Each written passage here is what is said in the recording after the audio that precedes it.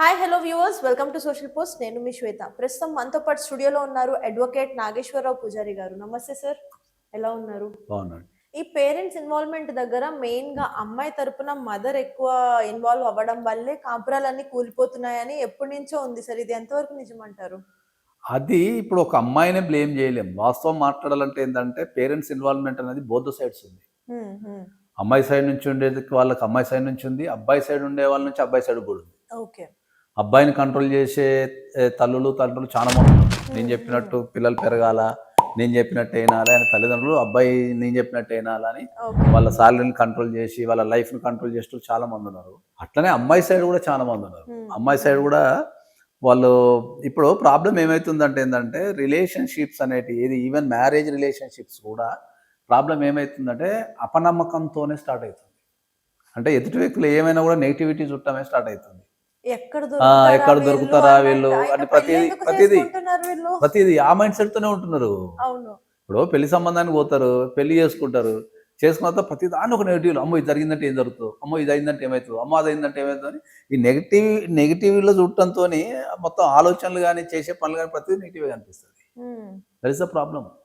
ఇక్కడ ఏదైనా జరగదని పక్కన ఇప్పుడు జనరల్గా చెప్తున్నా, ఇప్పుడు ఒక వెల్ సెటిల్డ్ ఫ్యామిలీ కానీ అమ్మాయిని ఇచ్చి ఉంటారు. హ్మ్, హ్మ్. ఇచ్చిన అరే వీళ్ళు వెల్ సెటిల్ కదా, బాగా సెటిల్ అయిపోయినారు, విపరీతంగా పైసలు కదా అని చెప్పి అమ్మాయిని ఇచ్చి ఉంటారు. ఈమె పెళ్ళైన తెల్లారే ఎవడో ఒకడు ₹1,00,000 అప్పు ఉందని ఇంటికి వస్తాడు. పుడుకుని ఖతం. వచ్చేమమ్మా మీ మామ లేడా లేకపోతే మీ ఆయన లేడా, ₹1,00,000 అప్పు ఉంది అని అడుగుతాడు అనుకుందాం. కథం ఇక అయిపోయింది. ఇక కథం ఫోన్ ఇమ్మీడియట్లీ సెకండ్లో వెళ్ళిపోతుంది ఇంటికి. చూసినావా మనం వెల్ సెటిల్ అని ఇచ్చినాం, తీరా చూస్తే ₹1,00,000 అప్పు కోసం ఎవడో వచ్చిండు అది కూర్చున్నాడు అని చెప్పి స్టార్ట్ అయ్యింది. అక్కడ నుంచి ఇన్వెస్టిగేషన్ స్టార్ట్ అవుతుంది. ఇక హ్మ్. ఆ ఇన్వెస్టిగేషన్ నుంచి ఎవరు వచ్చినా దొంగతనంగా చూడటము లేకపోతే ఏంటంటాము, ఇట్లాంటి అంతా మైండ్ సెట్తో ఉన్నారు వీళ్ళంతా. హ్మ్. That is the problem. అది సో ఏ జరిగినా దాని సమస్యను అర్థం చేసుకొని అది ఏముంది ఏం లేదనేది తెలుసుకుంటే దానిపైన మనం ఏమైనా చెప్పగలుగుతాం. అవును. కానీ దట్ ఇస్ ద వీళ్ళే ప్రాబ్లం. ఒక స్క్రిప్ట్ ఫోర్ రాసేసుకుంటారు. డైవర్స్ పిటిషన్లలో లేకపోతే మ్యాట్రిమల్ ఇష్యూస్లో హ్మ్. డైవర్స్ పెరగటానికి ఎన్ని కారణాలు వదిలిపెడితే, ఎన్ని చెప్పి నేను 100 చెప్తా డైవర్స్ పెరగడానికి. ఆ 100కి ఒక కింగ్ ఉంటుంది, ఒకటే ఒక కారణం, ఏంటది? ఫోన్. ఓకే. ఫోను ఎంత చండాలం అంటే డైవర్స్ పెరుగుట్లా. ట్రూ. నేను ట్రూ. నేను నేను చెప్తున్నా కదా, మీకు చెప్తే పరేషాన్ అవుతారు మీరు. అసలు ఫోన్ ఎంత చండాలం అంటే ఆ ఫోన్‌తోనే డైవర్స్, నీకు 90% డైవర్స్ ఫోన్‌తోనే జరుగుతుంది. అంతే. స్టార్ట్ అయ్యేది 90% డైవర్స్ ఫోన్‌తోనే ఇనిషియేషన్ అంతా జరుగుతుంది. ఫోన్‌తోనే ఉంటది. 90% హ్మ్. డైవర్స్ జస్ట్ బికాజ్ ఆఫ్ ఫోనే. ఎందుకు అంటే ఇన్ఫర్మేషన్ అనేది ఆగటం లేదు ఎక్కడ కూడా. ఇప్పుడు మీకు అర్థమయ్యే భాషలో చెప్పాలంటే ఏంటంటే, ఒక భార్య ఒక భర్త ఉన్నారు. వాళ్ళు ఏమైనా గొడవ పడరు అనుకుందాం సపోజ్. గొడవ పడితే ఆ గొడవ అనేది ఎప్పుడైనా తాత్కాలికంగానే ఉంటుంది. ఓకే. ఆవేశంలో ఏదో కొద్దిగా గొడవ పడతారు. తర్వాత వాళ్ళిద్దరిని వదిలిపెట్టేస్తే వాళ్ళు 1 డేకి 2 డేకి సెట్ అయిపోతారు. హ్మ్. డిఫాల్ట్‌గా సెట్ అవుతారు. హ్మ్. హ్మ్. ఎవరితోని కాంటాక్ట్‌లో లేకుండా ఉండి వాళ్ళని వదిలిపెట్టేస్తే డిఫాల్ట్‌గా సెట్ అయిపోతారు. అవును. అది పూర్వకాలంలో. అప్పుడు చెప్పుకోవడానికి ఎవరు లేకపోతుండే కదా. ఇప్పుడు ఇంత అప్పుడైనా గొడవ లెటర్స్ జరిగింది. రాయాలి. ఆ లెటర్ ఎప్పుడుకో రాయాలన్నా కూడా ఎళ్తుంది. Post ఆఫీస్‌కెళ్ళి letter తెచ్చుకోవాలప్పుడు. లే అది ఈ ఎప్పుడుకో పోస్ట్ ఎళ్తది. ఆఫీస్‌కెళ్ళి లెటర్ తెచ్చుకొని లెటర్ రాసే క్రమంలో ఇలా బాధ తగ్గిపోతుండే. అయిపో వీళ్ళు వాళ్ళు ఎవరో ఒకరు రియలైజ్ అవుతుండే, ఎవరో ఒకరు సారీ చెప్పుకుంటుండే. హ్మ్. లేకపోతే ఏదో ఒకటి జరిగి వాళ్ళ మిరాకిల్ జరిగేసి వాళ్ళు కలిసిపోతుండే. హ్మ్. మధ్యలో చుట్టం రావటమో, ఎవడో రావటమో, ఫ్రెండ్ రావటమో, వాళ్ళ మూట మాట్లాడుకోతే ఇజ్జత్ పోతుంది కదా అని చెప్పి పక్కన మాట్లాడేసుకుంటుండే, కలిసిపోతుండే. అవును. ఇప్పుడు గొడవ జరుగుతుంటేనే ఏమైతున్నది, ఇమ్మీడియట్లీ కాల్స్ వెంటనే వెళ్ళిపోవడము, ఎళ్ళిపోతున్నాయి. వీడియో కాల్స్ చేయడము, రికార్డ్ చేయడము, హ్మ్. గొడవను రికార్డ్ ఈ ఈ రిలేషన్‌ని కాపాడుకునే ఉద్దేశంతో ఎవరు లేరు. గొడవకు ఉన్న రీజన్‌ని కనిపెట్టాలని లేరు. గొడవ జరిగింది ఖతం, దీన్ని రికార్డ్ చేయాలా, లేదా దీన్ని వీడియో తీయాలా, ఇమ్మీడియేట్‌లీ ఎవరికో చెప్పాలా, అవతల ఉన్న వ్యక్తికి ఇక్కడ ఏం జరుగుతుందో తెలవదు. అవును. అవతలనోడు ఖాళీ కూర్చుంటాడు, ఖతం ఇవన్నీ సలహాలు ఇచ్చేస్తాడు. అది చేసేయి, ఇది చేసేయి, ఏసేయి, పొడిసేయి, చంపేయి, నేను ఉన్నా కదా నేను చూసుకుంటా అంటాడు. ఏముంటది కదా, ఇద్దరు భార్యాభర్తలు చూసుకోవడానికి ఏముంటది. అవును. ఓకే. సో, అది అవతల వ్యక్తికి కూడా అర్థం కాదు.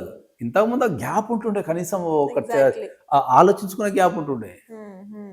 ఇంతకుముందు మనకు ట్రాన్స్‌పోర్ట్ తక్కువ ఉండి టెక్నాలజీ లేనప్పుడు రాత్రిపూట గొడవ అయింది అనుకుందాం సపోజ్. ఆడపిల్ల బయటకు పోయే పరిస్థితి లేదు కదా. చచ్చినట్టు ఇంట్లోనే ఉండేవారు. ఎవరన్నా సచ్చినట్టు ఇంట్లోనే సరే ఉంటుండే. భర్తైనా పొద్దుగాల భార్యైనా. పొద్దుగాల పోదాంలే అనుకుంటుండే. పొద్దుటికి సెట్ అయిపోయేది. పొద్దుగాల పోదాంలే అనుకుంటుండే. పొద్దుగాల 10 గంటలకు లేచి బట్టలు చదువుకొని పోతున్నా అనుకుంటుండే. ఆ గ్యాప్ ఏదైతే ఉందో రాత్రైన గొడవకి ఆ పొద్దుగాల మధ్యలో గ్యాప్ ఉంటుంది కదా, ఆ గ్యాప్ వాళ్ళని సరిచేస్తుండే. హ్మ్. వాళ్ళు ఆ గొడవ అయిన తర్వాత వాళ్ళు ఆలోచించుకుంటుండే, అరే అవును. నేనేమన్నా తప్పు చేసిందేమో, నేనేమన్నా తప్పు చేసిండేమో, లేకపోతే ఆయన ఏమైనా తప్పు చేసిండేమో, ఇట్లా మాట్లాడాల్సింది కాదేమో, అట్లా మాట్లాడాల్సింది కాదేమో అని చెప్పేసి ఇలా ఆలోచించుకుంటాడు గ్యాప్.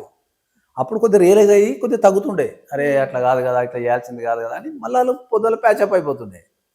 ఇప్పుడున్న జనరేషన్లో ఇప్పుడు గొడవ అయింది అనుకో, నువ్వు రాత్రి 2 గంటలకు గొడవ అయిందంటే ఇట్లా కొడితే క్యాబ్ కిందనే ఉంటుంది పోతానికి. క్యాబ్ లో పోతూ పోతూ రియలైజేషన్ వచ్చినా ఇప్పుడు వెనక్కి వెళ్తే నేను వెళ్తే ఎక్కడ తగ్గిపోతానా? అయిపోతున్నది. అంతే. ఇంతకుముందు వండుకుంటుండే, కనీసం అవును. వండుకోవడానికన్నా మాట్లాడుకుంటుండే. ఇప్పుడు వండుకోవడం ఫోన్లో కొడితే స్విగ్గీ జమాటోడు ఎప్పుడు మన ఇంటి పక్కనే ఉంటున్నాడు.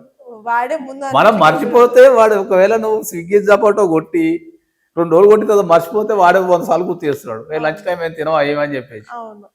సో ఈ వండటం కూడా తగ్గిపోయింది ఈ గొడవలతోని. అవును. ఇంతకుముందు బయట తినటం తక్కువ ఉండి ఇంట్లో వండుకోవడం ఎక్కువ ఉండే కాబట్టి, తినడానికి వండుకోవాలి కాబట్టి చచ్చుకుంటా ఏదో కమ్యూనికేషన్ చేస్తుండే. అవును. కూరగాయలు తేపో, బియ్యం తేపో, లేకపోతే అవి లేవు, నూనె లేదు, ఎట్లా ఉండాలని వాళ్ళు కొట్లాడుకున్నా ఏదో కమ్యూనికేషన్ చేసుకుంటుండే. ఇప్పుడు ఏమున్నది, పైసలు బ్యాంకులు ఉన్నాయి అనుకో, ఇప్పుడు అమ్మాయి ఉంది లేదు, గొడవ అయింది అనుకో, ఇంటికి ఫోన్ చేస్తే ఫోన్ పే చేస్తున్నారు, 1000 రూపాయలు వేసుకో వచ్చేసి అంటారు కదా. అంతే, అలానే ఉంది. That is the problem. ఈ రోజు టెక్నాలజీ సరదాగా అన్ని రకాలుగా, టెక్నాలజీ ఎన్ని రకాలుగా జీవితాన్ని, కుటుంబాన్ని నాశనం చేస్తుంది అంటే వీ కెనాట్ బిలీవ్ ఇట్.